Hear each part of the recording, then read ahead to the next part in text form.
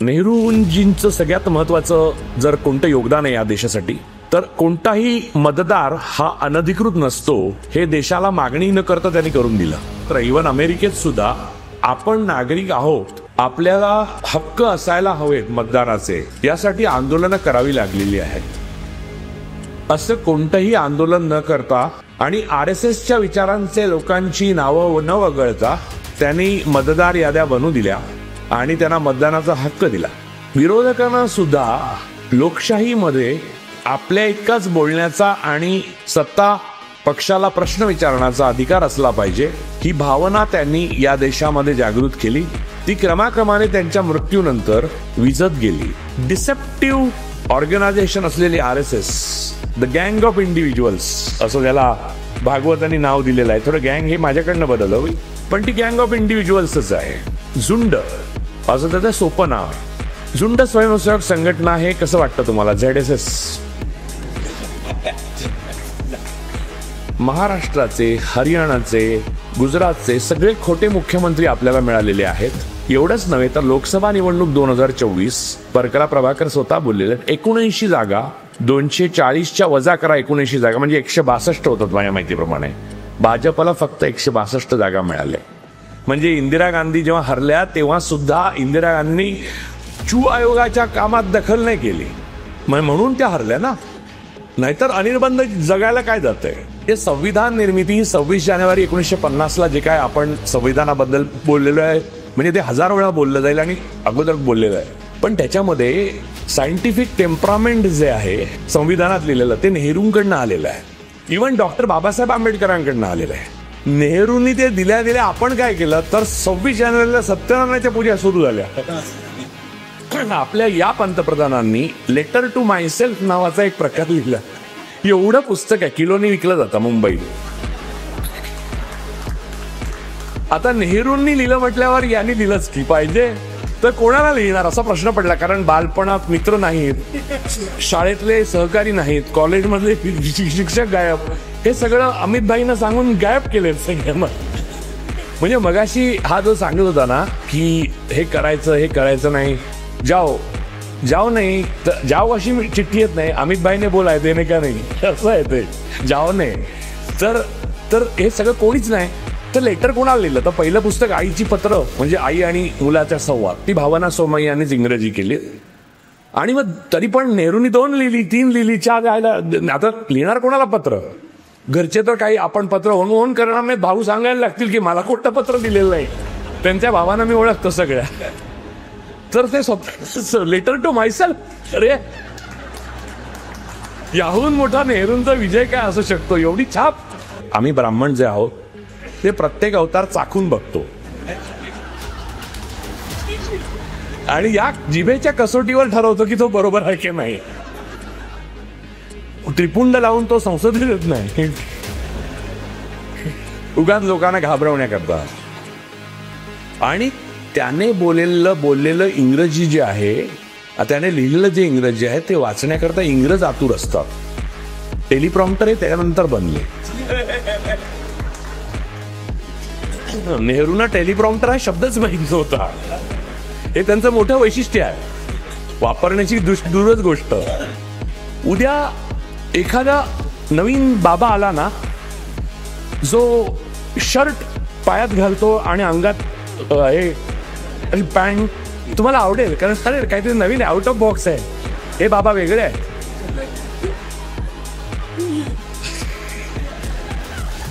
तुम्हाला नवीन बाबा जो आपला आलेला आहे 12 वर्ष, तो का आवडला? आउट ऑफ बॉक्स होता. तोपर्यंत इंटेलिजंट पंतप्रधान असण्याची प्रथा होती आपल्याकडे. अरे आय वॉन्ट समथिंग डिफरंट यार, आय वॉन्ट समथिंग डिफरंट, असं सगळ्यांचं चाललं होतं. ते मनमोहन देसाईने छळून काढलं सगळ्यांनी. आय वॉन्ट डिफरंट यार, is so boring, so boring. तर मग फुल MTV झाला डायरेक्ट. रात्रीची दारू उतरली की रात्रीच्या फुलांचे सकाळी काटे होतात, बरोबर? तसंच आहे. आता हँगओव्हर आली तुम्हाला, आता डोकं दुखतंय, पण आता पर्याय नाही. तुम्ही रात्रीच्या दारूची सकाळी उलटी नाही ना करू शकत, त्याला ते वेळ द्यावी लागणार तुम्हाला. त्याची मेहनत आहे. धावायला जा, लिंबू पाणी प्या, 10 गोष्टी करायला लागणार. कुठचा उपाय लागू पडेल कोणास ठाऊक. मला माहिती होतं की आज निवडणूक हरणार आहे, महागठबंधन आणि भारतीय जनता पक्षाचा विजय होणार आहे, कारण निकालाचा दिवस नेहरू जयंतीचा ठरवला. त्यामध्ये एक चीप दर्जाचं कपट दिसून येतं, एक स्वस्त दर्जाचं, आणि ते विशिष्ट प्रवृत्तीमधनं आणि विशिष्ट संघटनेतच येतं.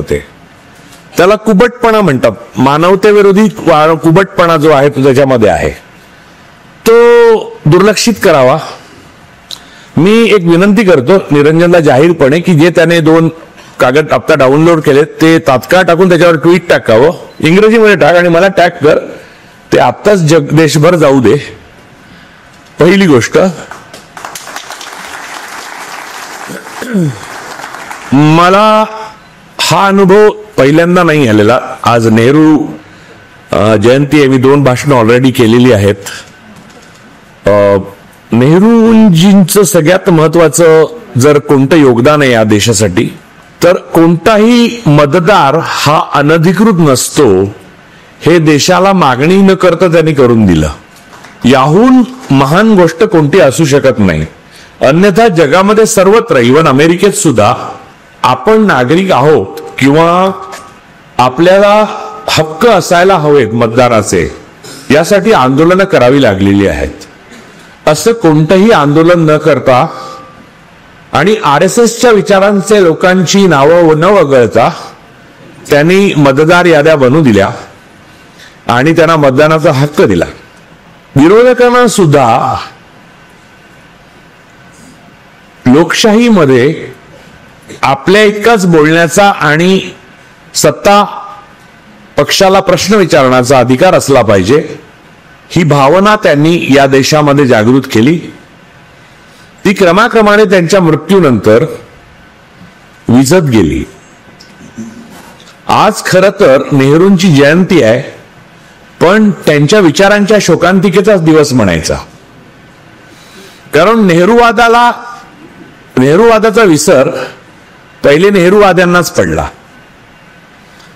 आणि नेहरूंच्या लिगसीवर किंवा नेहरूंच्या विचारसरणीवर किंवा नेहरूंच्या तत्वज्ञानावर प्रश्नचिन्ह विचारणारे लोक हे स्वतःला लिबरल म्हणवायला लागले. हे माझ्या आयुष्यात घडलेली गोष्ट आहे. मी कॉलेज डेज पासून बघतो आहे. ज्या प्रकारच्या विचाराची लोक मी माझ्या भोवती बघत होतो, ज्यांना लिबरल मानत होतो, ते प्रश्न नेहरूंवर करत होते. गोळवळकरांवर माझा आत्ता लोक बोलायला लागले. कोणी कधी प्रश्न केले नाहीत. डिसेप्टिव्ह ऑर्गनायझेशन असलेली RSS, द गँग ऑफ इंडिव्हिज्युअल्स असं त्याला भागवतांनी नाव दिलेलं आहे. थोडं गँग हे माझ्याकडनं बदललं, पण ती गँग ऑफ इंडिव्हिज्युअल्सच आहे. झुंड असं त्याचं सोपं नाव आहे. झुंड स्वयंसेवक संघटना हे कसं वाटतं तुम्हाला? ZSS.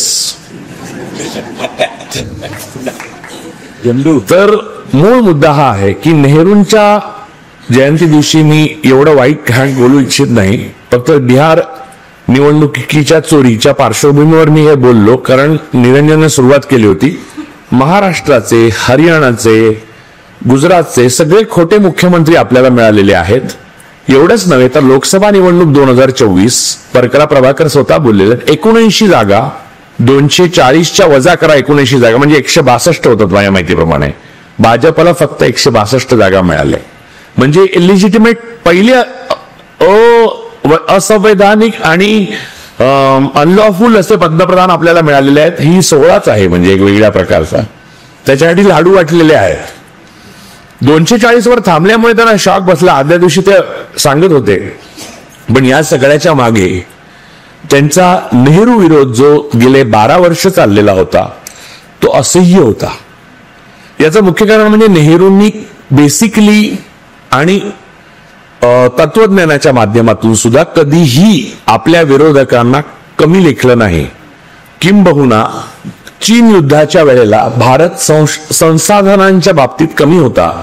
भारताकडे काही संसाधनच नव्हती. भारताला चवैन लाय येऊन गेले होते. त्याच्यानंतर माओंनी फसवलं होतं. माओंचा वृत्ती तशी होतीच, म्हणजे he was a deceptive person. म्हणजे ते कम्युनिस्ट नेते म्हणून फार मोठे होते, पण आपल्या विस्तारवादी धोरणांना ते आळा घालायला खूप म्हणजे कमी पडत असत. आणि आजही चीन त्याच प्रकारचा आहे. फक्त पंतप्रधान नाव घेत नाही त्या देशाचा, एवढंच. त्यावेळेला मी सांगणार आहे तर नेहरूंची गोष्ट ही की मध्यरात चीनला इतके घाबरतात की ते सचिन, कोचिन, प्राचीन, अर्वाचीन पण नाही, पण ते मिसेसला MRS म्हणतात, त्यामुळे मला आशा आहे की CHINA म्हणतील कधीतरी आणि त्यांना लक्षात येईल की आपण चुकून चायनाचं नाव घेतलं आणि माफी मागण्याकरता जातील ते. परंतु नेहरूंच्या आयुष्यामध्ये अटल बिहारी वाजपेयी तेव्हा तरुण होते, त्यांच्या मागणीवरनं उशिरा संसद भरवली त्यांनी आणि चीनच्या आक्रमणाबद्दलच्या सर्व प्रश्नांची ट्रान्सपरंट उत्तरं दिली. वास्तवामध्ये एक पंतप्रधान म्हणून आणि नॉन अलायन मुवमेंटचा नेता म्हणून नेहरू फार मोठे होते. त्यांना उत्तर देण्याची गरज पण नव्हती. म्हणजे जर ठरवलं असतं, मला कधी वाटतं नेहरू जर किम जॉंग उनच्या आजोबांसारखे असते तर आज राहुल गांधी पण किम जॉंग उन असते भारताचे, आणि मग हे सगळे RSS वाले कुठे असते, पायावर पडले असत्या. 2 माफीनामे सावरकरांनी नेहरूंना पण लिहिलेत, बरोबर. त्यामुळे मगाशी कुणीतरी विचारलं, तुम्ही सावरकर आणि नेहरूंना कसे बघता? म्हटलं नको तुलना करू प्लीज.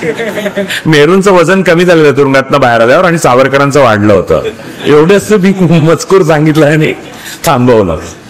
तर मूळ मुद्दा हा की नेहरूंनी तेव्हा रॉबर्ट मुगाबे होता आपला झिम्बाब्वेचा, नंतर स्वतंत्र झालेला देश, अनेक देश होते, त्या देशांच्या पंतप्रधानांनी किंवा अध्यक्षांनी सत्ता आपल्या हातात इतकी ठेवली की पिढ्यानपिढ्या ते त्यांच्याकडे आली, त्यांच्या देशाची लूट केली. नेहरूंनी असं केलेलं नाही. मी मगाशी सांगितलेलं, मगाशी माझे जर श्रोते पुनरावृत्ती करतो कारण खूप महत्वाचं आहे. नेहरूंनी इंदिरा गांधींना संसदेत पाठवलेलं नाही. नेहरूंनी सरदार पटेलांच्या मुलीला संसदेत पाठवलं, आपल्या मुलीला पाठवलेलं नाही. नेहरूंच्या हयातीत इंदिरा कुठच्याही पदावर नव्हती. नेहरू गेल्यावर जे काही झालं त्याला नेहरू जबाबदार होते हे म्हणण्याची हल्ली फॅशन आली आहे. उदाहरणार्थ, नाशिकचे रस्ते गडबडले, नेहरू. ब्रिज नीट नाही, गडकरी नाही, नेहरू. अते आणि एवढं बिंबवून सुद्धा, म्हणजे आजची जयंती आपण साजरी कर, मी काय कथावाचक नाहीये, मी नेहरूंचं चरित्र सांगायला आलेलं नाही. तुमच्यापैकी प्रत्येकाने वाचलं असेल आणि नसलं वाचलं तर वाचा नेहरूंची पुस्तकं. मी त्या कॉन्टेक्स्ट मध्ये काहीतरी समजवायला आलोय. मला हे लिगसी आपल्याला पुढे न्यायची आहे. आणि जे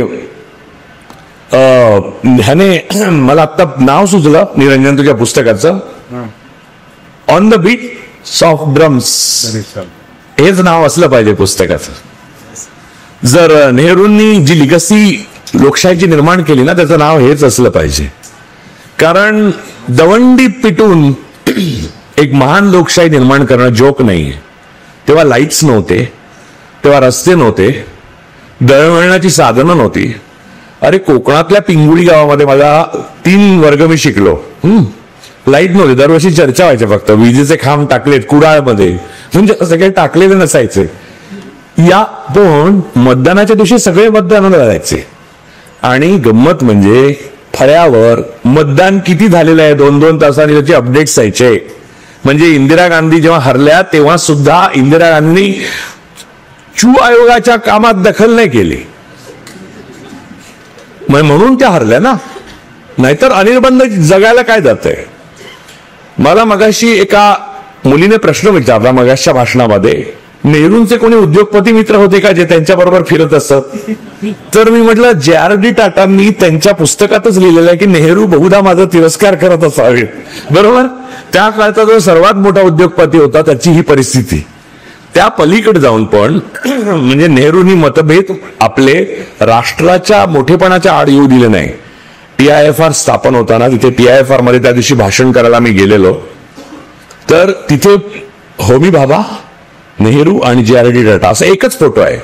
आता जर कोणाला कळलं तर दुसरा येईल, पण तोपर्यंत एकच आहे, त्याच्याबरोबर मी माझा काढून घेतलाय. तर असा फोटोचा शौकीन माझ्या व्यतिरिक्त दुसरा एकच माणूस आहे या देशात.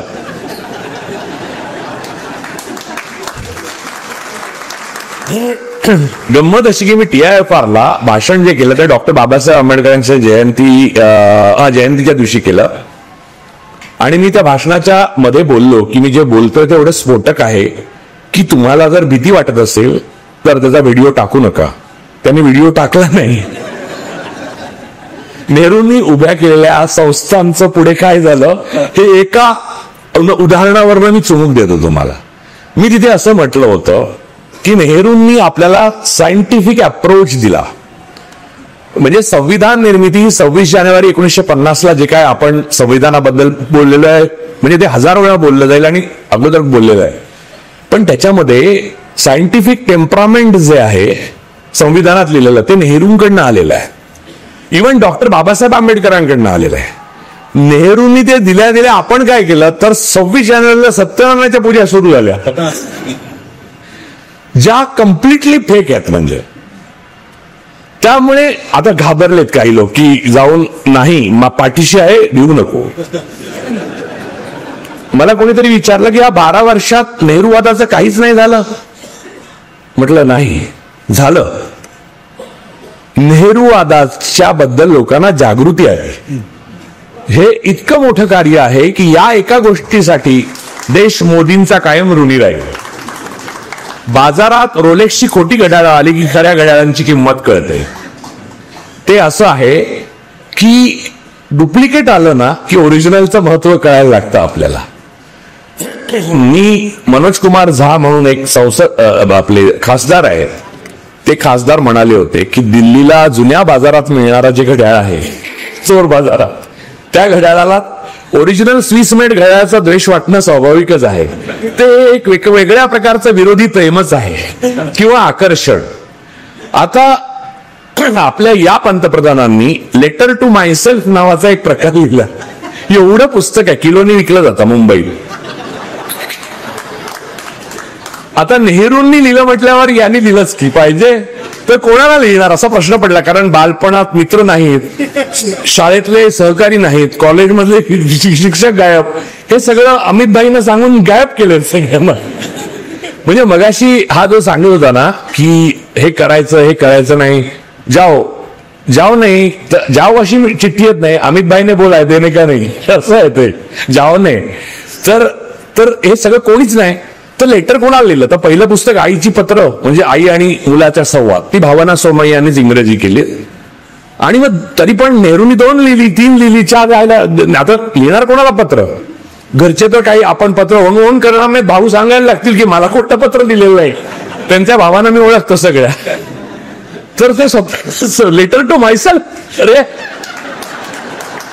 याहून मोठा नेहरूंचा विजय काय असू शकतो? एवढी छाप.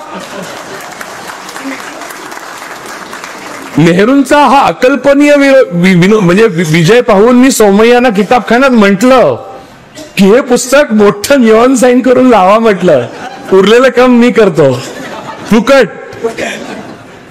तुम्हाला मी सांगतो त्यांच्या व्यक्तिमत्वाचं नेहरूंच्या आकर्षण इतकं अद्भुत होतं ना, म्हणजे तुम्हाला कल्पनाच येऊ शकत नाही. मला कल्पना येऊ शकत नाही. मी इंदिरा गांधींची सेकंड फेज सुरू झाली, सेकंड फेज काय त्यांच्या लास्ट फेज मध्ये माझा जन्म आहे.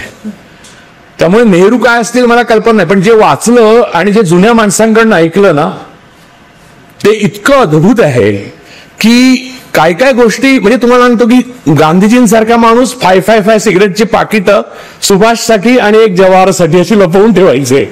ते दोघे सिगरेट ओढतात म्हणून, आणि हे संघाचे लोक त्यांना सिगरेट ओढताना दाखवतात. माझ्याकडे सुभाषचंद्र बोसांची सिगरेट ओढताना आणि ड्रिंक्स घेताना पण फोटो आहेत. मग काय, आणि मांस खाताना तर विवेकानंदांची पत्र आहेत मांसाहारावर. या सगळ्या गोष्टी छाछू आहेत. तुम्ही मानवता विरोधी आहात का मानवतेच्या बाजूने आहात, एवढाच खरा प्रश्न आहे.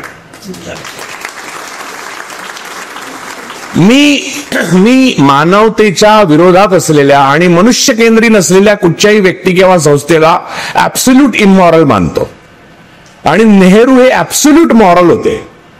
याबद्दल मी सर्टिफाय करण्याची गरज नाही. त्यांची प्रत्येक कृती साक्ष देते. आता तुम्हाला वानगी दाखल निरंजनने थोडंसं सांगितलं, पण तुम्हाला अनेक गोष्टींसाठी नेहरूंचं ऋणी असायला पाहिजे. तुम्हाला सांगतो 2014 नंतर बऱ्याच लोकांना, बायकांना विशेष करून, असं वाटायला लागलं की जगामध्ये आपले भयंकर श्यामल काय नाही ना प्रॉब्लेम, एसी ऑफ करू नका, बाकी काय करा. तर ताईंना धन्यवाद देणार होतो ज्याचे मी ते आले आणि ऑन केलं तेव्हा. तर प्रत्येक संस्था आता महत्वाची आहे माहितीये का, त्याच्यामध्ये दुसऱ्या लोकांनी आपल्याला थोडीशी मेहरबानी केली तरी बरं आहे. तर मूळ मुद्दा हा होता की ज्या वेळेला मी जे सांगत होतो की भारताच्या स्वातंत्र्यानंतर त्यांच्या तेजस्वी व्यक्तिमत्वाचा जो प्रभाव होता, मगाशी पण मी बोललो की त्यांनी नॉन अलाइन मुवमेंट तयार केली, कारण सोव्हिएत युनियन आणि अमेरिका यांच्याहून वेगळं काहीतरी उभं राहू शकतं हे इतर कोणाच्याही डोक्यात आलं नाही. ते नेहरूंच्या डोक्यात आलं. ते पहिले माणूस आहेत. त्यांनी मार्शल टिटो आणि नासेर या दोघांना बरोबर घेऊन नॉन अलाइन मुवमेंटची स्थापना केली. 2014 नंतर बायकांना वाटायला लागलं की जगामध्ये आपली पत उंचावली आहे. खरं तर अगोदर आपली पत जास्ती होती. कारण 2014 नंतर पहिल्या कोविडच्या इंजेक्शन घेतल्यावर माझ्यात आत्मविश्वास आला आणि मी अमेरिकेला गेलो. तर तिथला तो ऑफिसर होता माझा, त्याने माझ्या ह्याच्याकडे बघितलं, सर्टिफिकेटकडे, आणि माझ्याकडे बघितलं. तर म्हणलं हे वॅक्सिनच्या सर्टिफिकेटवरचा फोटो तुझा नाहीये म्हणजे.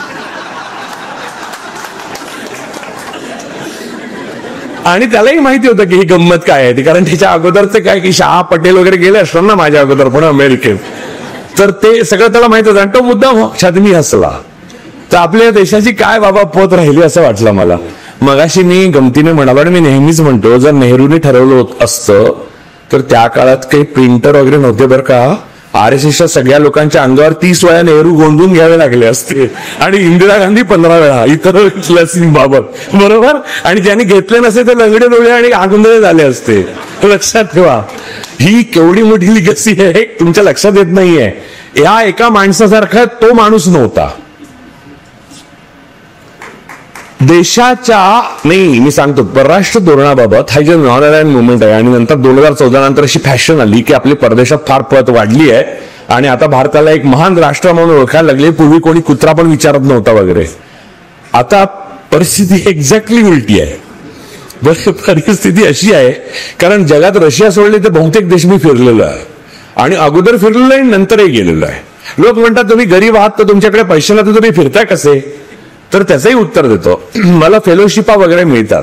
तेवढी बुद्धीमध्ये सामर्थ्य असलं पाहिजे की तुम्ही बोलवतात, बरोबर की. निरंजन पण जातो, आमच्या दोघांकडे पैसे नसतात, आम्ही दोघे पैसे नसणं वाटून घेतो. आमच्यामध्ये लॉसचं वाटप होतं, आम्ही कोर्ट केसेस बद्दल चर्चा करतो, आम्ही आलेल्या दडपणांचं वाटप करून घेतो आणि भागीदारी करतो. आता मी गांधीनगरला केससाठी 2-3 वेळा गेलो, तर एका दुकानात काही वर्षापूर्वी नेहरू आणि गांधींचे फोटो होते, तिथे हेडगेवार आणि गोळवलकरांचे आले. मी विचारलं हा काय प्रकार? तो म्हणला मेरे को धंदा करने का है. म्हणजे नेहरूंनी असं कधी केलं नव्हतं. म्हणजे त्या काळात सुद्धा हेडगेवार जिवंत राहिले ना, त्यांना काही अपघात वगैरे काही झालं का? नाही, व्यवस्थित पूर्ण काळ सरसंघचालनात सगळे उत्तम जगले, बरोबर. भाजपचे अध्यक्ष सगळे उत्तम जगले, विरोधी पक्षाचे लोक सगळे उत्तम जगले, विरोधी मताचे लोक जगले, पत्रकार जगले, आपल्या पक्षातले विरोधक जगले, राम मनोहर लोहियांसारखे कट्टर विरोधक मित्र राहिले. जयप्रकाश नारायण एवढा मोठं आंदोलन उभं केलं आणि खोटं बोलले लोक की हे केलं ते केलं. जयप्रकाश नारायणांचा धर्मेंद्र सारखा एक खोटा मृत्यू मध्ये झाला, आम्ही शाळेमध्ये उभे राहिलो होतो आणि नंतर ते जिवंत होते. हे सगळं पचवण्याचं सामर्थ्य मला वाटतं इंदिरा गांधींना पण नेहरूवादानेच दिलंय. इंदिराजी कोणीही नव्हत्या नेहरू गेले तेव्हा. जर ठरलं असतं आणि त्या निष्प्रभ असत्या, म्हणजे नेहरूंना इंदिरा गांधी असं म्हणू शकले असते, हे काय पटेलांच्या मुलीला आपला परत परत संसद आपला हे खासदार बनवताय तुम्ही. म्हणजे जसं RSS वाले म्हणतात ना पटेलांकडे दुर्लक्ष केलं, तर दुर्लक्ष कसं केलं? ज्या गोधऱ्यामध्ये तुम्ही दंगल घडवली तिथे पहिला पुतळा पटेलांचा नेहरूंनी बांधला आणि त्याच्या उद्घाटनाला स्वतः पटेल आलेले आहेत आणि त्यांचे डोळे दबदबले होते. हा, होते त्यांच्यामध्ये दोघांमध्ये मतभेद, पण ते मोठ्या माणसांमधले मतभेद होते, म्हणजे आल्प्स आणि हिमालयामधले मतभेद होते, गटार आणि नाल्यामधले मतभेद नव्हते. तुम्हाला गंमत सांगतो की ज्या संध्याकाळी गांधीजींची हत्या झाली, ज्या दिवशी गांधींची हत्या झाली त्या संध्याकाळी पटेल, नेहरू आणि माउंटबॅटन हे तिघे एकत्र बसले होते. माउंटबॅटननी पण लिहिलंय. आणि त्या ज्यांच्या माउंटबॅटनच्या समोर घडलेली घटना की दोघांनी, जवाहर आणि सरदार पटेलांनी रडून शपथ घेतली की महात्मा गांधींच्या आत्म्याची की आपण मरेस्तोर दोघातले एकाचा मृत्यू होईपर्यंत वेगळे होणार नाही म्हणून. एवढं त्यांचं इमोशनल नातं होतं. म्हणून नेहरूंनी पटेलांच्या मुलीला बनवली खासदार. म्हणजे जर RSS वाले असते तर लगेच इंदिराजी म्हणाले असते की हे बरं आहे आपलं त्यांच्या मुलीला बनवायचं, हा मला आपल्याला काही किंमतच नाही आपल्या घरच्यांना असो. आणि नेहरूंनी आपल्या परिवाराच्या बरोबर राहायचं ठरवलं होतं, म्हणून इंदिरा गांधींना सर्वत्र घेऊन जात असत. नेहरूंचे बालपणीचे मित्र होते, नेहरूंना शाळा सोबती होते, नेहरूंच्या कॉलेजमधली मित्र होते, कॉलेजचे प्रोफेसरही जिवंत राहिले, त्यांची सर्टिफिकेट अस्सल होती आणि त्यांनी निर्माण केलेली सर्टिफिकेट ज्यांना मिळाली तीही अस्सल होती. त्यांनी नेमलेले IAS अधिकारी खरे होते. त्यांच्या काळातली ज्युडिशियरी न्यायव्यवस्था निदान त्यांच्या हयातीपर्यंत ज्युडिशियल कॅरेक्टर असलेली होती, म्हणजे न्यायबुद्धी. पतनाकडे नेणाऱ्या ज्या शक्ती आहेत त्यांच्यावर नेहरूंनी बंदी का आणली नाही असं मला किती लोकांनी किती वेळा विचारलं. तर माझं हे मत आहे, उद्या जर आपण परत ह्या जोखडातनं बाहेर येऊ शकलो, जे आपण येणारच आहोत एनिवेज, म्हणजे मी जोपर्यंत आहे आणि निरंजन आहे असं त्याने म्हटलं मगाशी, कोणी मला वाटतं हे लोकेश बोलला की हे दोघे आहेत तर 20 गोडाऊन मध्ये अजून आहेत तिथे मागे, ते आम्ही आत्ता काढणार नाही बाहेर. तर ते बाहेर येऊच, पण ते आल्यावर आपल्याला सूडसत्र नाही चालवायचं आहे. म्हणजे हे सूड झाला, यांनी आमच्यावर सूड घेतला, माझ्यावर केसेस घातल्या, निरंजनवर, निरंजनच्या घरच्यांपर्यंत गेले, माझ्याही घरच्यांपर्यंत गेले. रोज ट्रोलिंग चालू असतं. माझी आई जी हयात नाही, माझे वडील जे हयात नाही, माझ्या मुलीबद्दल, मुलीला तिच्या ग्रुपमध्ये, म्हणजे काय वाटतं त्या लेवलला केलं. या प्रकारचं विखारी आणि विषारी वातावरण परत देशात निर्माण करण्याकरता का देश परत स्वतंत्र करायचा, या प्रकारचा विचार नेहरूवियन असूच शकत नाही. मी असं नाही करू शकत. माझ्या दृष्टीने RSS ही अतिशय वाईट संघटना असली तरी तिला जगण्याचा अधिकार आहे. ती अतिरेकी असेल तर न्यायालय शिक्षा देतील तिला, ती बेकायदेशीर असेल तर आंतरराष्ट्रीय कोर्टामध्ये तिच्यावर बंदी आणली जाईल. ती टेररिस्ट ऑर्गनायझेशन आहे, जे माझं मत आहे, पण हे माझं मत आहे ना, हे अजून सिद्ध व्हायला, म्हणजे सिद्ध झालेलं आहे. जेव्हा गांधीजींची हत्या हीच त्याचं सिद्धता आहे, पण ते सिद्ध जागतिक लेवलला होऊन हिंदू स्वयंसेवक संघ आणि RSS या दोन्हीवर आंतरराष्ट्रीय पातळीवर बॅन येईल, त्याला आपण विरोध नाही करणार.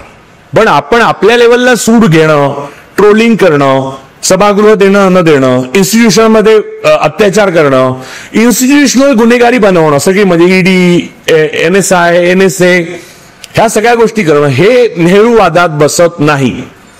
नेहरू या सर्व गोष्टींच्या विरोधाचं प्रतीक आहे. म्हणजे ज्या गोष्टींच्या विरोधासाठी आपण लढतो आहोत त्याच गोष्टी आपण जर करणार असू तर आपण कशाला. म्हणजे नेहरूंचा विचार हा होता की ब्रिटिशांच्या अत्याचाराविरुद्ध आम्ही जे लढलो, तुरुंगवास भोगला, तेच जर आम्ही आमच्या देशवासियांशी करणार असू तर मग आम्ही का वेगळे, मग ब्रिटिशांना काय घालवलं, बरे होते, ते गोरे तरी होते जास्ती, नेहरूंपेक्षा नसतील, किंवा आता तर कोणाविषयीच नसतील, म्हणजे हल्ली तर कोणी गोरं होतं. आपण आपल्या पूर्वजांप्रमाणे होण्याचा प्रयत्न करतो नेहमीच. तर गोरं होण्याचा प्रयत्न हा त्या प्रयत्नाचाच एक भाग आहे. तर नेहरू हे नॅचरल गोरे होते. म्हणजे ज्याने अनेकांनी लिहून ठेवलं, म्हणजे त्याला गुलाब आवडायची, मी आज आत्ता लावलंय हा, म्हणजे मी नेहमी नाही लावत. तर असं काही मी कोणत्याही प्रकारचं अंधानुकरण करत नाही बरं का. तर ते गुलाबासारखे दिसत असं बऱ्याच जणांनी लिहून ठेवलंय. त्यांची कांती गुलाबासारखी होती. गंगाधर गाडगीळ यांनी लिहिलंय, त्यांचे विरोधक असून. गंगाधर गाडगीळ यांनी कुठच्या तरी कार्यक्रमासाठी त्यांना बोलवत असं चर्चा झाली असं गंगाधर गाडगीळ म्हणले नेहरूला बोलवणार, ते चिडतात, बापरे. तर यशवंतराव चव्हाण म्हणले तुम्हाला काय करायचं आहे, तर ते म्हणले नाही मला काय करायचं नाही, तुम्हाला नेहरूवाल्याच चालेल ना. हो चालेल. तेव्हा त्यांनी लिहिलंय की नेहरूंना बघितल्यावर मला थक्कच झालो, असं वाटलं की असं टवटवीत गुलाब चालत येत आहे. पण नुसतं टवटवीत गुलाब दिसून चालत नाही ना माणूस. तसं तर मग काय, जाऊ दे आता.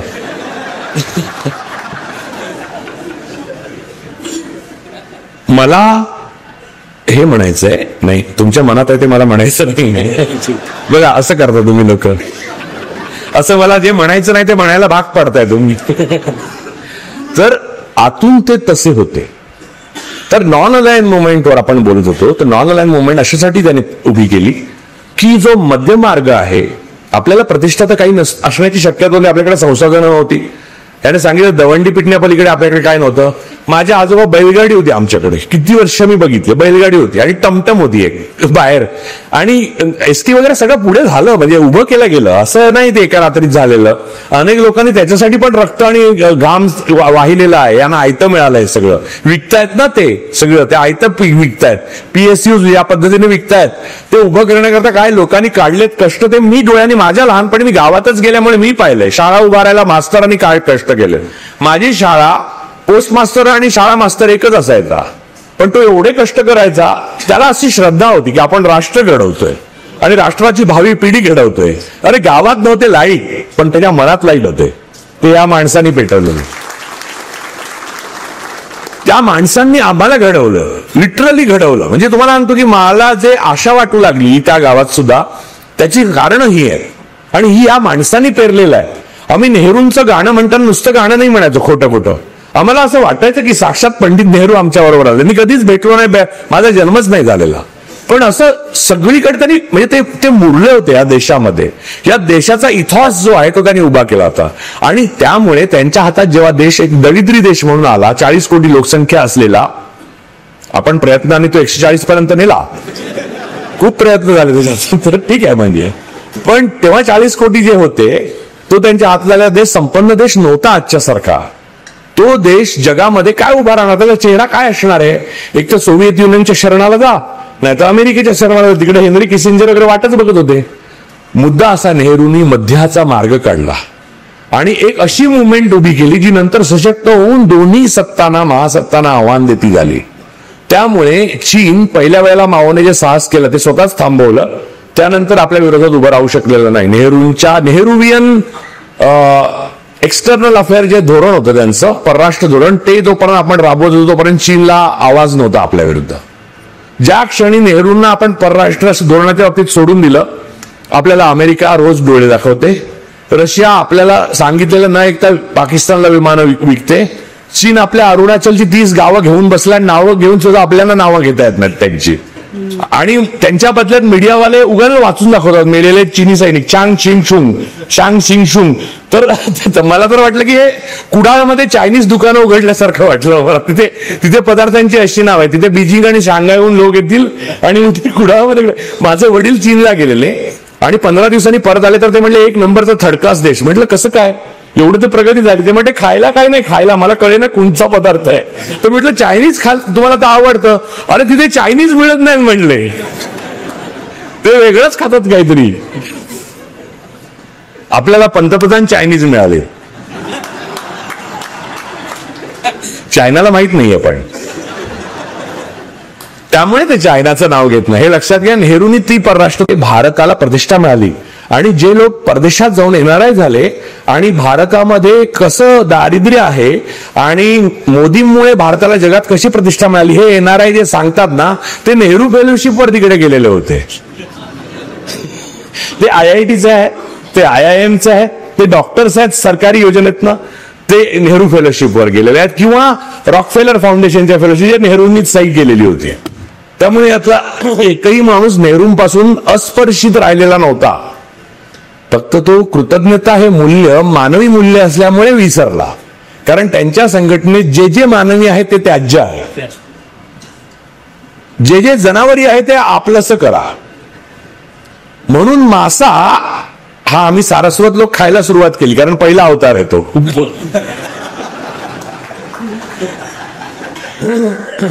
वराहापर्यंत गेलो आम्ही,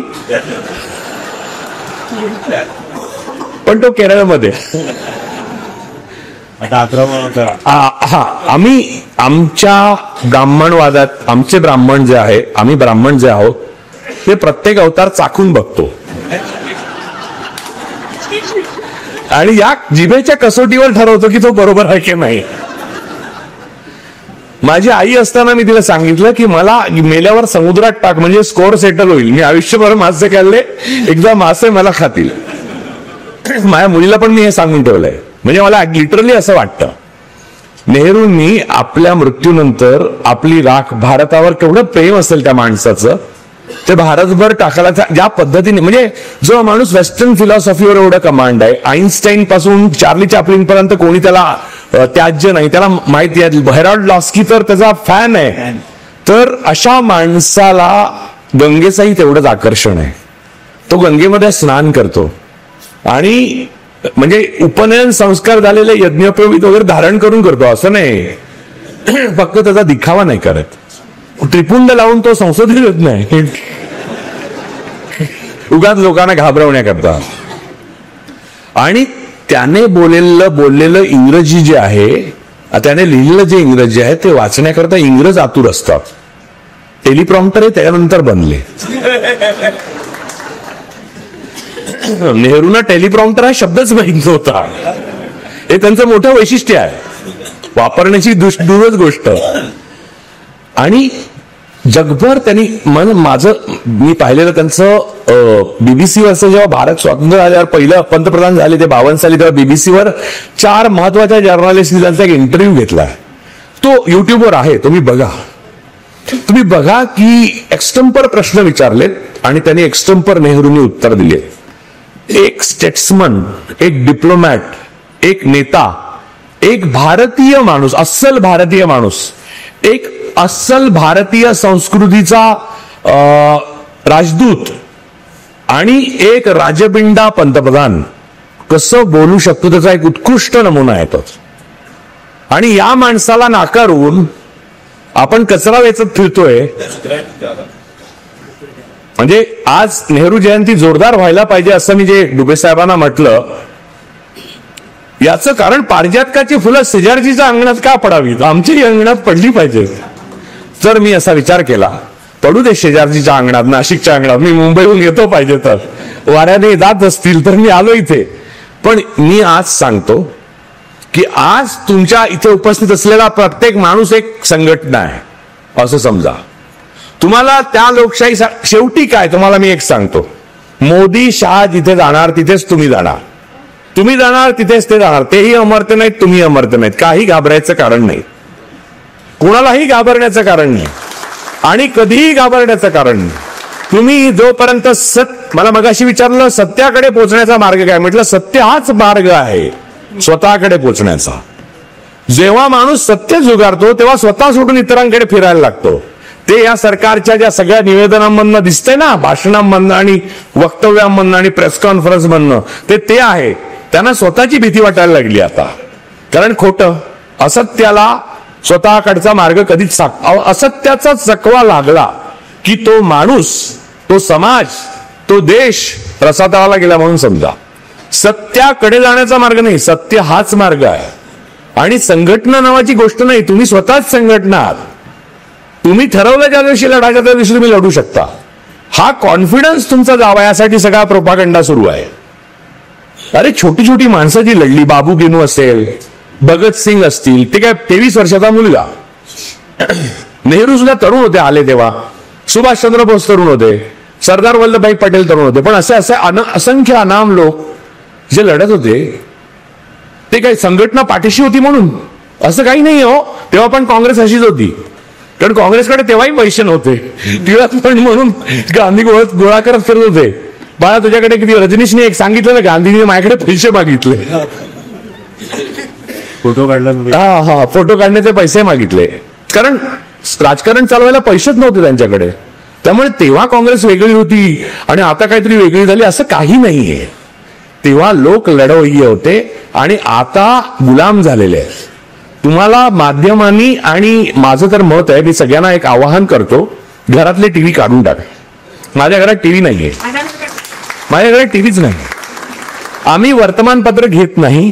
आमच्याकडे टाइम्स ऑफ इंडिया आणि इकॉनॉमिक टाइम्स येतो. तो माझ्याकडे एक पर्शियन कॅट आहे युरो नावाचा, त्याला शी झाली की तो त्याच्या लिटर बॉक्स मध्ये करतो. ती एकत्र करून टाकण्याकरता मला कागद लागतात, त्यासाठी मी वर्तमानपत्र करतो. यात मी अजिबात खोटं बोलत नाही. मी टायटल सुद्धा वाचत नाही, त्याचं पहिलं पान वाचत नाही वर्तमानपत्राचं. आणि हे सत्य आहे. आमची मेड आहे वैशाली म्हणून, ती किंवा मी ती शी काढतो, त्यासाठी ते पेपर लागतात म्हणून घेतो. ती अत्यावश्यक सेवा आहे माझ्या दृष्टीने वर्तमानपत्र आजही. बाकी या 2 गोष्टी जर तुम्ही बंद केल्या तर गावाची कलागत घरात येणं बंद होईल, पहिली गोष्ट. तिसरी गोष्ट, व्हॉट्सअप ग्रुपवर तुम्हाला आवडेल ते वाचण्याची गरज नाही, पण दुर्लक्ष करायला शिका. आणि कोणताही मेसेज सायंटिफिक वाटला तरी तो सायंटिफिक असतो असं नाही. मंत्रोच्चाराने वातावरण पॉझिटिव्ह होतं असं बरेच लोक म्हणतात. होतही असेल, पण ते त्या मंत्राच्या संगीताच्या तालाने होतं. मंत्रामध्ये म्हणून काही दम नसतो. नाहीतर औरंगजेबावर आणि अफजल खानावर मंत्र टाकला असता आणि तिकडेच म्हणजे कृष्णाजी भास्कर होळकरांनी शिवाजी महाराजांवर टाकला असता. सहस्रचंडी यज्ञ करूनही अफजल हारला. त्यामुळे तुम्ही समजून घ्या, मंत्रांमध्ये काहीही ताकद नसते. यज्ञावर एक ब्राह्मण सांगतोय का, आपण आहे. मंत्रांमध्ये ताकद नसते, यज्ञामध्ये ताकद नसते, पूजेमध्ये ताकद नसते, बळी देण्यामध्ये पाप आहे. खरी गोष्ट जर कोणती असेल तर मानवता आहे आणि तुमचं स्वातंत्र्य जपण्याचा हक्क तुम्हाला आहे. फार तर काय मराल ना, अजून काय व्हाल. माझ्यावर केस आहे आणि माझ्यावर केस असलेला माणूस सगळ्यात जगातला महान माणूस आहे आत्ताचा. म्हणजे तो आल्यावर आपले आपले सगळे जे इथले कार्यसम्राट धावत सुटतात लग्नात, की काल परवा बघितलं तुम्ही. जाणते राजे, अरे मुलाकडच्या बुंदी खाल्ल्या तर मुलीकडचं नाव लिहू नको ना तू. मुलाचं नाव लिही, का लाज वाटते. आपल्याकडे खूप पार्टनर्स इन क्राईम वाढलेले आहेत. मग ते चुनाव आयोग असो आणि राजकीय नेते असो, त्यांची तुम्हाला गरज नाहीये. लक्षात घ्या, तुम्हाला त्यांची गरज नाहीये, तुमची त्यांना गरज आहे. पण त्यांनी तुम्हाला असं बनवून ठेवलंय की तुम्हाला त्यांची गरज आहे असं वाटावं. त्यामुळे उद्या म्हणजे हे जे लोकेश शेवडे बसले, ते मी तुम्हाला सांगितलं नाही ते आईन्स्टाईन आहे असं सांगितलं तरी सुद्धा तुम्ही आमदारांना भेटायला जाल. लोकेश शेवडे केवढे मोठे शास्त्रज्ञ आहेत हे तुम्हाला पटणार नाही. म्हणजे आज अशी परिस्थिती आहे ऍक्च्युली की एका बाजूला आमदार बोलवला आणि दुसरीकडे शास्त्रज्ञ बोलवला, फिजिसिस्ट बोलवला, तर आमदारासाठी लोक जातील की नाही. क्वांटम फिजिक्स मधले हे तज्ञ आहेत, असू दे हो, आमची 4 कामं केली तर हात बरा. असं ही गुलामी आहे. तुमची 4 कामं तो काय त्यांच्या वडिलांच्या पैशातनं करतो. तुमची कामं करणं हा त्याचा व्यवसाय तुम्ही होऊ दिलाय आणि तो पिढ्यानपिढ्या चालवतोय. अरे मला कधी कधी आश्चर्य वाटतं, नेहरूंनी जे स्वातंत्र्य आपल्याला मिळवून दिलं, आपल्या मुलीला पण खासदार नाही केलं. अरे ह्या पवार फॅमिलीला किती सेवेची आवड. खुद्द पवार, सुप्रिया पवार, सुनेत्रा पवार, आपले अजित पवार, युगेंद्र पवार, रोहित पवार, पार्थ पवार, जय पवार. अरे काय सेवा करण्याची आवड जनतेची. अशी सेवाभावी फॅमिली नव्हती नेहरूंची. इंदिरा गांधींच्या मृत्यूनंतर राजीव गांधी ना जयसिंगनी पंतप्रधान बनायला सांगितलं, बरोबर ना. माझ्या माहितीप्रमाणे इंदिरा गांधी स्वतःच्या बैठकीतच करून नाही गेल्या आहेत. किंवा नेहरूंनी पण इंदिरेला कधीच पंतप्रधान किंवा संसदेत बनवलं नाही. अनिता शेंकील, सुभाषचंद्र बोसांची मुलगी, तिने पण नेहरूंनी काय मदत केली आहे तिला. नेहरू आणि त्यांची लिगसी ही या हाताने केलेलं या हाताने बोलण्याची नाही. त्यामुळे राहुल गांधींनी सुद्धा बघा त्या निर्भयाच्या भावाची मदत केली, ती त्या आईने सांगितली तेव्हा आपल्याला कळले. मी असं नाही म्हणणार की राहुल गांधी मध्ये नेहरू पहा, असलं काही मी बोलणार नाही. मी असल्या मूर्तीपूजेला मान्यता देत नाही आणि कोणालाही देव बनवू नका. आता बस झाला ना अवतार, यार पुरे ना. आम्ही किती चाखत राहायचे, टेस्टरचं काम पण किती करायचं ना माणसानं. बस झाला आता, थकलो आम्ही, आमची जीभ थकली, आमचा घसा थकला, तरी तुम्ही सुधरत नाही. काय चाललंय. आणि नाशिकमध्ये आज पंडित जवाहरलाल नेहरूंची जयंती साजरी करण्याचा जो मूळ हेतू होता तो हाच होता की त्यांचं स्मरण आजच्या पार्श्वभूमीवर तुम्हाला व्हावं, ना की त्यांनी काय केलं ते सांगावं. कारण काय केलं ते लिहिलेलंच आहे किंवा तुम्हाला माहितीच आहे किंवा तुम्हाला माहित असायला हवं. आणि माहित नसेल तर वारंवार निरंजन टकलेंसारखी माणसं पुन्हा पुन्हा माहिती करून देतात. निरंजनचं ज्ञान सॉलिड आहे, तो नाशिकमध्ये राहतो म्हणून समजू नका तुम्ही.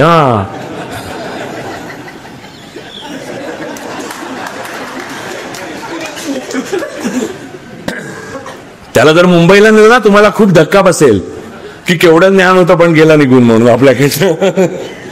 निरंजन हा माझा खूप जुना मित्र आहे, खूप जुना. आम्ही वीक मध्ये तो होता तेव्हा कित्येक इन्व्हेस्टिगेशनच्या स्टोरीज होत्या त्या आम्ही शेअर करायचो. खूप म्हणजे अशी एक लंबी कहाणी आहे ती पण की आम्ही या काळात निर्भय कसे राहू शकतो याचं कारण त्या काळात आम्ही परिश्रम घेतले होते. म्हणजे हॅरो आणि एटनच्या मैदानावर एक वाक्य होतं ना, शांततेच्या काळात जे घाम वाहतात त्यांना रणांगणावर रक्त कमी व्हायला लागतं. त्यामुळे त्या काळात जी आम्ही मेहनत केली होती आणि निर्भयपणा बाळगला होता ना, तो आता उपयोगाला येतोय. त्या काळात जे आरामात सुस्त पडले होते, काँग्रेस उत्तम उदाहरण. आता स्वराज्य संस्थांच्या निवडणुका म्हटल्यावर मेलेले जिवंत झालेत काही. सॉरी, मला माफ करा, माझे काँग्रेसला पाठिंबा आहे, पण मला हे का बोलावं लागतंय कारण अरे तुम्ही आपापसात कुठच्या राज्याचा बांधतायत. म्हणजे जे राज्य गमावलं, म्हणजे कसं की वाजिद अली शाह होता ना, तो जो शतरंज के खिलाडी होता ना, ते चाललंय यांचं. आधी राज्य येऊ दे ना, मग तुम्ही भांडा, मग ते लिजिटिमेट आहे. जे राज्य तुमचं नाहीच आहे, ज्या सीटवरनं मारामारी केल्या आहेत बिहारमध्ये, त्या सीट कधी येणारच नव्हत्या. ज्ञानेश कुमार हसत होते वरनं, असे अरे काय कसं. तर मला आजही हे वाटतं की XY हा शिक्का बेमतलब आहे. आता तुमचे तुम्हीच.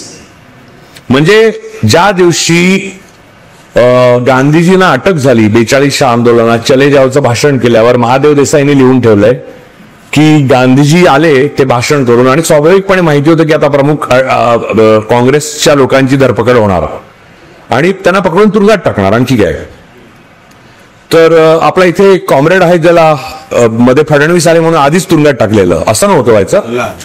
कुठे गेला हा याला, अशी आता वेगळीच पद्धत आहे ही. म्हणजे ब्रिटिश आधी गुन्हा आल्यावर तुरुंगात टाकायचे, आता गुन्हा करायची शक्यता आहे म्हणून तुरुंगात टाकतो. बरं तो कोणी असो, म्हणजे काही त्याचा काही संबंध नसलं तरी. परवा याच्या हातात कागद दिसला होता, पकडा त्याला. त्याच्या हातात पेन, हा पकडा त्याला पण पकडा. तर मुद्दा असा आहे की 42च्या आंदोलनाच्या गवालिया टँकवर चले जावच्या आंदोलनाचा मंत्र दिला गांधीजींनी, आणि महादेव देसाईंनी असं लिहून ठेवलंय की ते आले आणि बापू म्हणाले मी आता पडतो, जरा झोपतो, विश्रांती घेतो. तर महादेव देसाई टेन्शन मध्ये, महादेव देसाईंचं अकाली निधन झालं हार्ट अटॅकने, अन्यथा महान माणूस होता तो. पण एक त्यांनी फार सुंदर लिहून ठेवलाय. तर महादेव देसाईंना बापू म्हणाले म्हणजे तू एवढा ताणात का आहेस. नाही बापू आता अटक होईल तर जनतेला काहीतरी संदेश द्या. तर आता म्हणले जर संदेश द्यायला लागत असेल तर मी केलेलं आयुष्य आणि कार्य मुकट आहे, आता मी झोपतो.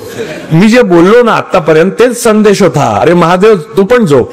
तर महादेव देसाईंना काय झोप लागली नाही. गांधी शांत झोपले आणि उठले तेव्हा पोलीस आलेले होते. ते म्हणले मी आवरून येतो. ते आवरले. पोलिसांबरोबर जाताना महादेव देसाई म्हणले बापू काही राहिलं का. राहिलं ना म्हणले. ते 2 आणे बकरीच्या दुधाचे जमनाला बजाजांकडनं घ्यायचे, तेवढे एक वसूल कर. आणि तो गाडीत बसले. हाच माझा संदेश म्हणले. म्हणजे केवढा व्यक्तीच्या पॉवरवर विश्वास ठेवणारा नेता होता. त्या नेत्याने आपल्याला असं सांगितलं की माझा वारस जवाहर आहे म्हणून. याचा अर्थ त्याने ओळखली होती ना एक पॉवर हाऊस या देशाला देतोय. आणि मृत्यूच्या अगोदर सांगितलं होतं गांधीजींनी माझा वारस जवाहर आहे, माझा वारस देवदास आहे आणि तो हा मुलगे होते. तो असं काही नाही केलं त्याने.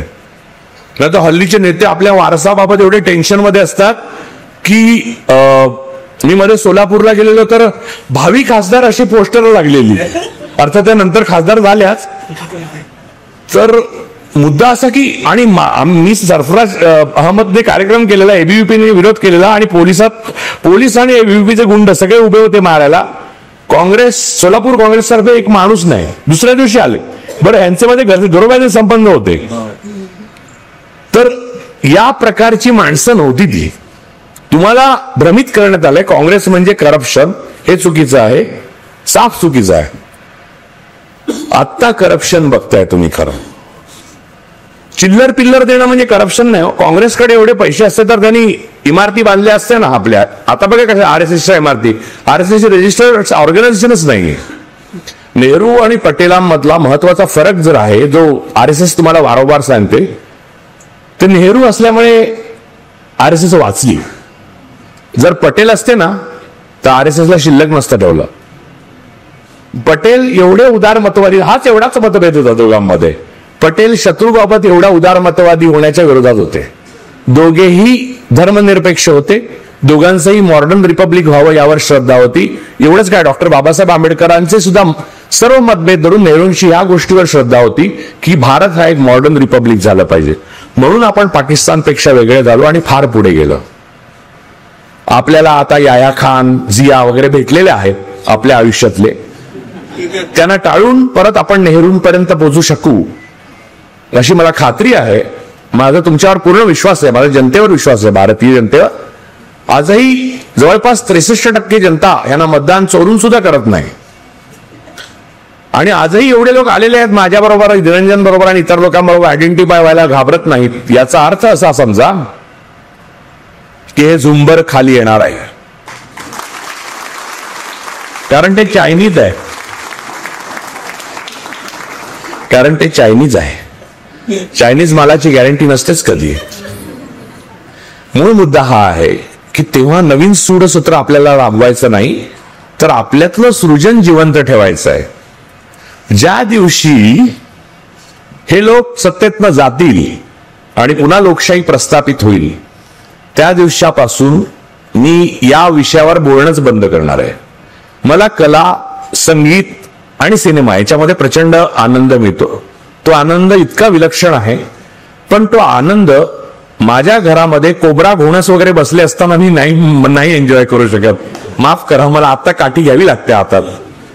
तर मुद्दा हा की नेहरूंची लिगसी टिकवणं म्हणजे तुमच्यापैकी प्रत्येकाने स्वतःचं स्वातंत्र्य अबाधित ठेवणं, कुणालाही न घाबरणं, आणि त्या माणसाने ज्या श्रद्धेने, ज्या विश्वासाने तुम्हाला हक्क दिले त्यासाठी वाजवून लढलं पाहिजे. तुम्ही वाजवून त्याच्या जयंती दिनी त्यांना जर आपण हॅपी बर्थडे म्हणू शकत असू, तर याच पद्धतीने म्हणू शकू की आपल्यापैकी प्रत्येक माणूस हा त्याने दिलेल्या स्वातंत्र्याच्या पहाटेचा ची दवंडी झाला पाहिजे. बाकी RSSचे गवंडी वापरू शकता तुम्ही नंतर बांधकाम करायला. त्यांची रिकामी झालेली ऑफिसेस तुम्हाला माहिती मिळतील. जसं सांगतात ना की मिळाल्यानंतर तुम्ही हुतात्मा झालात तर 72 हुरा मिळतील, तसं मी आता तुम्हाला आश्वासन देतो की हा रेशीमबाग तुमची, तुम्हाला काय हवं ते तुम्हाला मिळेल. नवीन झालेलं ऑफिस तुम्हाला भेट नाशिक करा ना, पण लढायला आधी सुरुवात करा. आधी जिंकावं लागतं. एक प्रसिद्ध वाक्य आहे, ज्या माणसाचं आहे त्याचं नाव मी मरीच सांगणार नाही, तुम्ही शोधून काढू शकता, पण त्याचं नाव सांगितलं त्या वाक्याची मजा जाते. कारण ते चांगल्या माणसाने बोललेलं वाक्य नाही, पण ते वाक्य मला विलक्षण आवडतं. युद्ध कोणतंही आनंददायक असत नाही, ते जिंकल्यावर आनंददायक होतं. लाडू खायला तयार राहा. धन्यवाद. जय हिंद.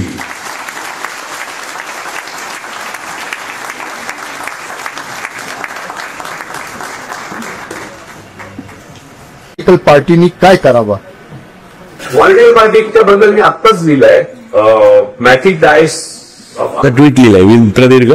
माझं पहिल्यापासून असं मत आहे की पॉलिटिकल पार्टीजनी सगळ्या बहिष्कार टाकला पाहिजे निवडणूक प्रक्रियेत सुद्धा होईपर्यंत. या निवडणुका एकाच वेळी लढवायच्या आणि त्या चुकीच्या होत्या असं म्हणणं एका वेळी हक्क नाही पोहोचत तुम्हाला. तुमचा नैतिक आधारच जातो लढवल्यावर. हा माझा मुद्दा आहे आणि तो मी 2024च्या लोकसभा निवडणुकीपासून लावून धरलाय. बघू सगळ्यांना कळतं, मी सर्वांना बोलून झालेलं आहे माझं, आणि परत लिहिलंय मी. आता तुम्ही बघा ट्विटरवर आहे, फेसबुकवर टाकलंय मी. ते इंग्रजी आहे यासाठी की साहेबांना इंग्रजी कळतं.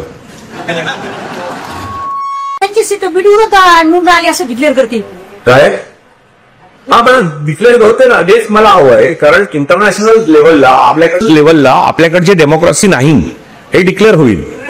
मग आपण एक आंतरराष्ट्रीय चळवळ बनवू, डेमोक्रेसी फॉर इंडिया. कळलं?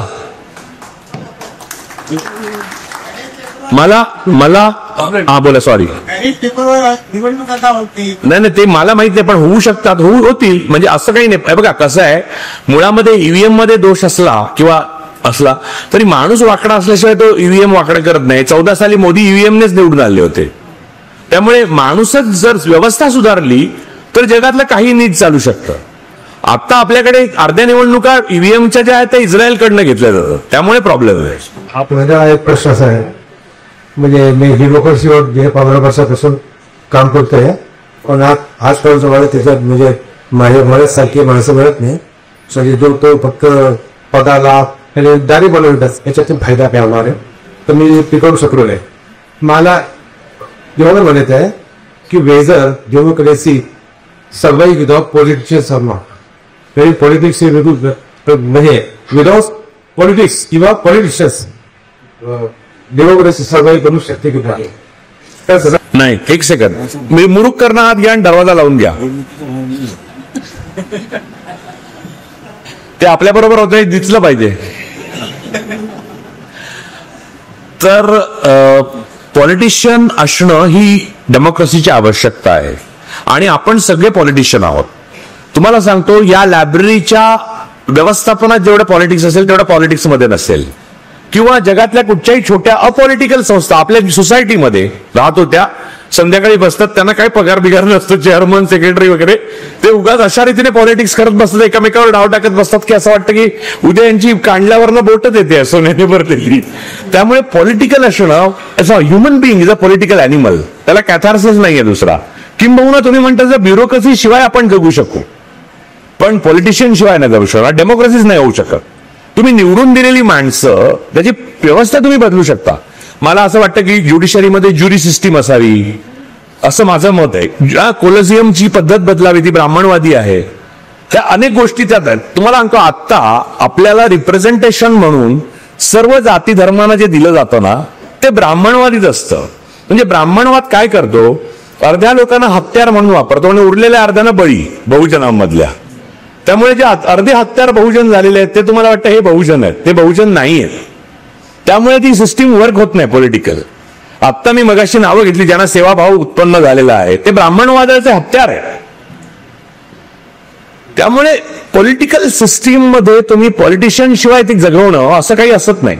जगात अ नाही तर ब घेणार, तुम्ही पण घेणार जागा मिळाली की, आणि ती चांगली राबवाल तुम्ही, अशी मला आशा आहे. पण त्यांच्या विना जर असेल तर असं काही होऊ शकत नाही. ब्युरोक्रेसी शिवाय जग होऊ शकतं, पॉलिटिशियन शिवाय नाही. कारण पॉलिटिशियन ते रिप्रेझेंटेटिव्ह आहेत, म्हणून आपल्याला नालायक पॉलिटिशियन का मिळतात, कारण आपण नालायक आहोत. लोक या हिंदूंची लोकसंख्या बेसुमार वाढली, कारण देशाची लोकसंख्या बेसुमार वाढली, सगळ्याच धर्मांची लोकसंख्या बेसुमार वाढली. अरे तू काही सांगतात, त्या व्हॉट्सअपवर जे लिहून येतं ना, ते वाचल्यावर मला एकेकाळी मला तो सनातन प्रभातचा पेपर यायचा ना, तेव्हा वाटायचं एक काय काल्पनिक चंदामामासारखं लिहितात, लोक विश्वास पण ठेवणार नाहीत.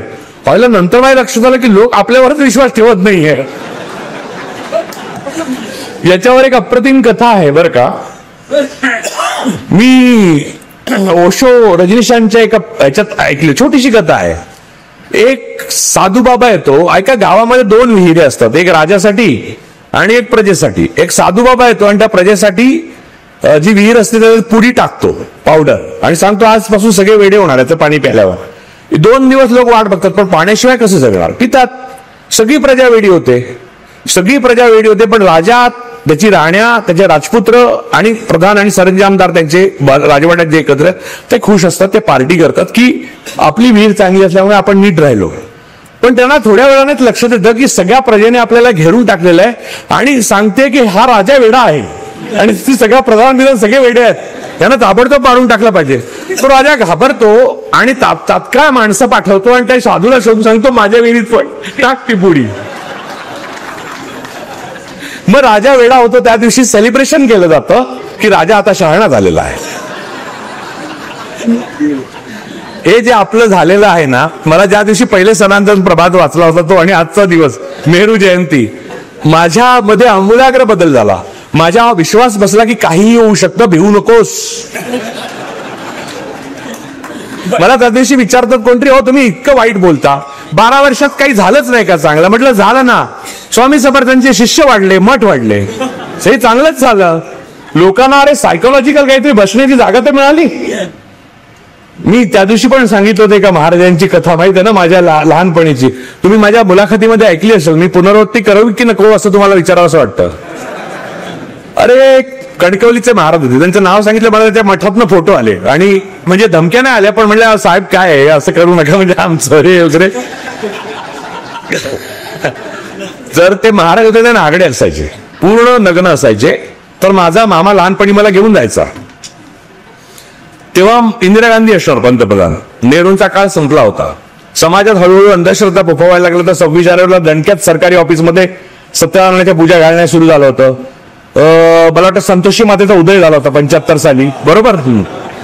तर हे सगळं होत होतं समाजामध्ये. एका दिवसात झालेलं नाही, एका रात्रीत झालेलं नाही. तुम्ही बर्बाद एका रात्रीत होत नाही आणि तुम्ही स्वतंत्र पण एका रात्रीत होणार नाही. तुम्हाला मेहनत करावीच लागणार, जी आळस केला होता अगोदर त्याची. तुम्हाला हे नाकारावंच लागणार, असत्य आहे ते. तर माझा मामा घेऊन गेला महाराजांकडे. मी लहान होतो, मला काय माहित नाही, पण मला ते दृश्य अक्षरशः तसं आठवतं. ते बाहेर तिथे प्रचंड ग्लासेस, आपले चहा प्यायचे ग्लास असतात ना, त्याची दुकानं लागली होती. जो तो यायचा तो लवांग लागलेली ग्लास घेऊन उभा राहायचा महाराजांसाठी. का तर ते नागडे महाराज होते, असे तिसऱ्या पोटात मानन दिघेंसारखी सिगरेट ओढायचे, हा ते चिलीम. आणि काय नाही, ते बोलायचे बिलायचे काय नाही, कोणाला काही त्रास बीस काय नाही.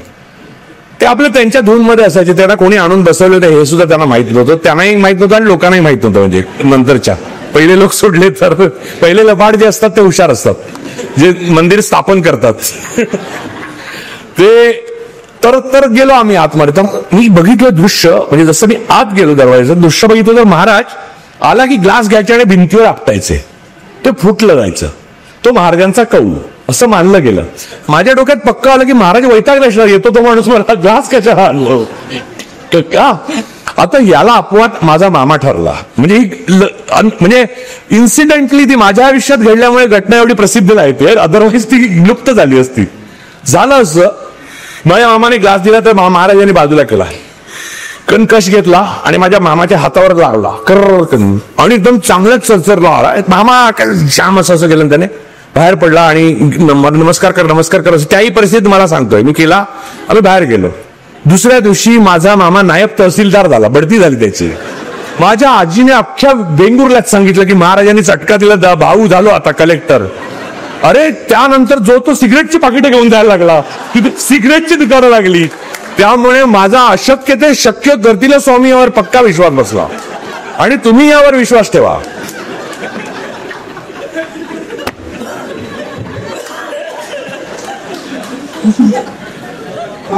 सर मला काय म्हणायचं होतं की अमेरिकेत ते मोजारी नाव घेतात नेहरूचा, तर ते त्यांनी कशासाठी घेतला असेल आणि त्याचा परिणाम तिकडे आणि इकडे कसा झाला तुमचा रुची?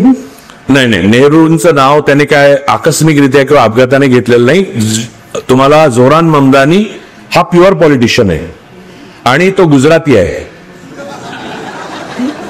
बघा सगळे गुजराती होते, जिना गुजराती होते, गांधी गुजराती होते, पटेल गुजराती होते, शहा मोदी गुजराती आहेत, औरंगजेब गुजराती होते. म्हणजे गुजरातमध्ये जन्म झाला त्यांचा आणि गुजरातचे राजदूत होते ते. तिथूनच ते गेले आणि शहाजहानला मार्गदर्शक मंडळात टाकलं त्यांनी. 7 वर्ष शहाजहान ताजमहाल बघत बसले होते. वाढदिवसाला जाऊन औरंगजेब हे द्यायचा बुके, नमस्कार, ते असे करायचे शहाजहान शेवटी. अरे history repeats itself. First time it's a tragedy and second time it's a farce, असं काल फार सुखाच नाही म्हणालाय. आणि म्हणजे मी त्याच्यावर बोललेलो आहे की औरंगजेबाला या सगळ्या कार्यामध्ये गुजरातमधून जो दिल्लीपर्यंत गेला, तुम्हाला जोरान ममदानीच्या प्रश्नाचं उत्तर सांगतो, त्याला मदत करणारा एक व्यापारी होता विरजी व्होरा नावाचा, जैन गुजराती. तेव्हा आंतरराष्ट्रीय पातळीवर दबदबा नंतर औरंगजेब काय आला, दारा शिकोला औरंगजेबाने शहाजहानने वारस बनवला, त्याचा काटा काढणं. औरंगजेबाचा मार्ग कठीण होता, पैसे गरज होते, पैसे सगळ्यांना फोडायला.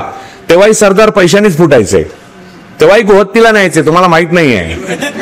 हा नाही, खरंच खोटं नाही. अहो तुम्ही बघा, काढून बघा. अहो हेच लोक त्यांचे पूर्वज आदिलशाह, मोगल, निजाम अशा नोकऱ्या करत फिरायचे.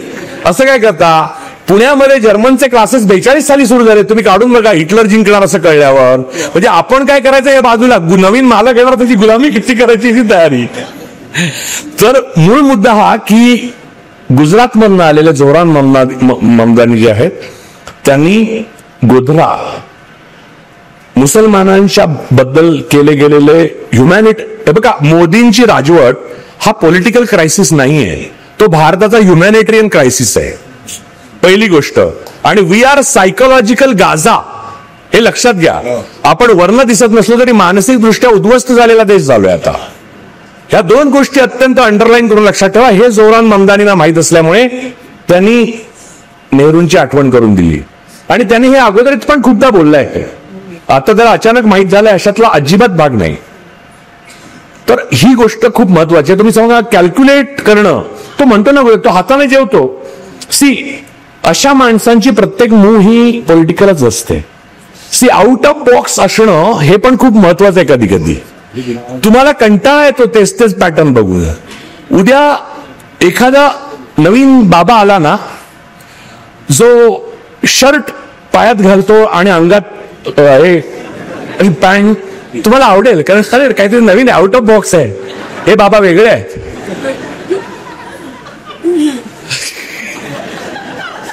तुम्हाला नवीन बाबा जो आपला आलेला आहे 12 वर्ष, तो का आवडला? आउट ऑफ बॉक्स होता. तोपर्यंत इंटेलिजंट पंतप्रधान असण्याची प्रथा होती आपल्याकडे. अरे आय वॉन्ट समथिंग डिफरंट यार, आय वॉन्ट समथिंग डिफरंट, असं सगळ्यांचं चाललं होतं. ते मनमोहन देसाईने छळून काढलं सगळ्यांनी. आय वॉन्ट डिफरंट यार, is so boring so boring.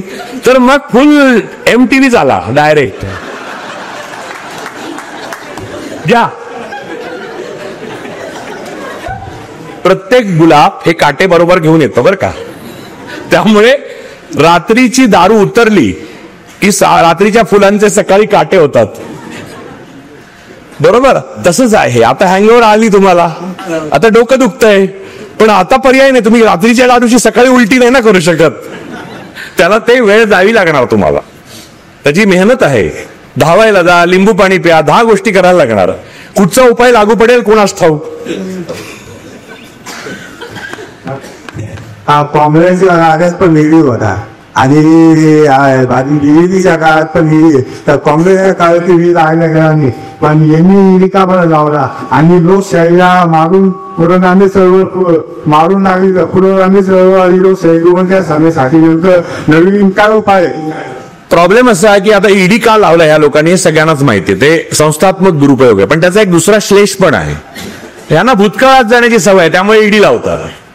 कारण इंग्रजीत ईडी लावल्याशिवाय वस्तूला कुठची शब्द भूतकाळात जात नाही. त्यामुळे आलं समोर की लाव ईडी, आलं समोर की लाव ईडी. 5000 वर्षापूर्वी आपण सोने की चमन होतो, अरे ईडीच आहे. हा सगळं रिग्रेसिव्ह असलं की ते ईडीच आहे. ईडी लावणं ही प्रतिकात्मक गोष्ट आहे, कळलं. त्यामुळे ईडी आवडतं का यांची संस्था, कारण ज्याला ईडी लागतो तो भूतकाळात जमा होतो. बघा सगळे नेते आपले कसे भूतकाळात जमा झाले सुंदरपैकी. हे सगळे नेते A4 साईजची एक नोटीस आल्यावर जे काय सम्राट बनून गावागावात हिंडत होते ते शेपूट घालून दिल्लीला पळाले, तिकडून गोवतीला तिकडे मिळेल त्या दिशेने पळाले. यांना तुम्ही घाबरत होता, लाज वाटली पाहिजे तुम्हाला पण काहीतरी. आणि यांच्यापेक्षा भ्याड त्यांना घाबरवणारे आहेत, कारण तोच माणूस दुसऱ्याला घाबरवतो ज्याला तो घाबरतो. त्यामुळे त्यांच्या भ्याडपणावर तुम्ही आता अजून घाबरताय. ते नष्ट करण्याकरता आज आपण जयंतीचा कार्यक्रम घेतला, हे लक्षात असू दे. Sir, this is regarding Nehru, sir. Nehru was a visionary, and he and Ambedkar and others, the founding fathers of our nation. त्यांनी कन्सेप्शलाइज केलंय की कॉन्स्टिट्यूशन कसं असलं पाहिजे, इन्स्टिट्यूशन्स काय काय उभारले. You talked about the how the election commission came to be from the election secretary on. तर आता in with all elections and everything, what institutional changes can we dream of? Vision, can you have a vision on parliamentary democracy? Can it stand its test? What of the education? There is a preferential votes. What about US system, federal system? Each state has a its. आपली federal democracy आहे. 2 मिनिटात मी सांगतो तुमचं. आपल्याकडे झालेलं नाही ते व्हायला पाहिजे आणि आता होईल ते आहे ते सांगतो. जगामध्ये yes I am talking about all 4 pillars. Okay, आतापर्यंत जे जगलो आपण 2014 पर्यंत ते वरून लादलेली लोकशाही होती. आपल्याला स्वातंत्र्यात डांबण्यात आलं, त्यामुळे आपल्याला पारतंत्र्यात जायचं होतं.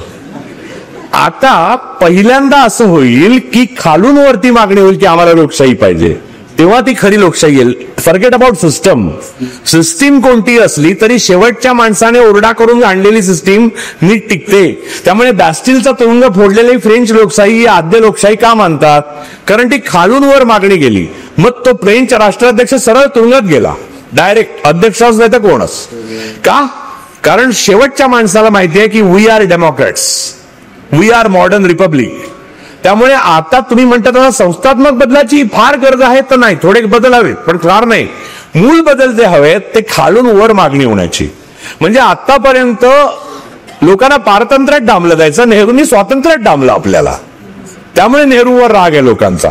काय म्हणून मी स्वतंत्र केलं तुम्ही आम्हाला पाहिजेत मोदीजी. घ्या, न्यायसंहिता नावाचं एक जे प्रकरण आपल्यात घुसवण्यात आलंय अवैधरित्या, ते मूळ घटना जी आहे संविधान त्याच्यावर डॉक्टर B.R. आंबेडकरांची सही आहे. भारतीय न्यायसंहितेवर अमित शहाची सही आहे. मी तुम्हाला कागद दाखवतो, खोटं वाटण्याचं होतं. त्यामुळे एवढं गंभीरपणे कायदे बिदे घेऊ नका, कारण त्यांचेच लोक घेत नाहीये. केंद्रीय चुनाव आयुक्तांना ज्या गोष्टी करणं बंधनकारक आहे ते कायद्याने जे आहे ते कुठे फॉलो करतात. ते पंतप्रधानांनी लोकशाहीमध्ये ट्रान्सपरंट असलं पाहिजे, संसदेला सामोरं जायला पाहिजे, जॉईंट पार्लमेंटरी कमिटी बसवली पाहिजे, दोन्ही पार्लमेंटचं सेशन घेतलं पाहिजे. ह्या सगळ्या गोष्टी कायद्यात लिहिलेल्या तर आहेत. त्यामुळे एवढं गंभीरपणे घेऊ नका. तो काँग्रेसचा काळ गेला, ते कायदे गेले.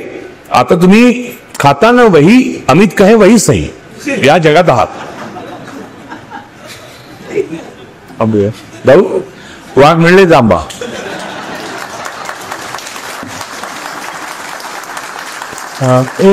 आपण